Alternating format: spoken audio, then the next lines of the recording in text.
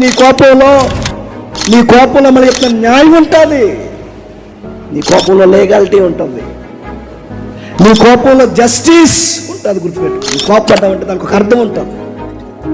నువ్వు కోపడ్డావు అంటే కుటుంబం మేలు కోసం కోపపడతావు. నువ్వు కోపడ్డావంటే దేవుడు అంటాడు వెరీ గుడ్, నీ సైడే స్టాండింగ్ తీసుకున్నాను అంటాడు దేవుడు. ఎందుకంటే నా కోపానికి అర్థం ఉంటుంది. ఎందుకంటే నేను ఎందుకు కోపపడదంటే నా లైఫ్లో నాకు తెలుసు దేనికి కోపపడాలో, దేనికి కోపపడకూడదు, దేనికి నవ్వాలో, దేనికి నవ్వకూడదు, ఏమి భుజాన్ని వేసుకోవాలో, ఏమి వేసుకోకూడదు నాకు అన్నీ తెలుసు. ఎందుకంటే క్రైస్ట్ను ఫాలో అవుతున్నాను. నా కన్నీరు దేనికి పడితే దానికి అర్థంగా ఉపయోగించు, నా ఆనందాన్ని దేనికి పడితే దానికి అర్థంగా ఉపయోగించను, నా బాధను దేనికి పడితే దానికి, ఎక్కడ పడితే అక్కడ నా బాధను నేను బయట పెట్టను.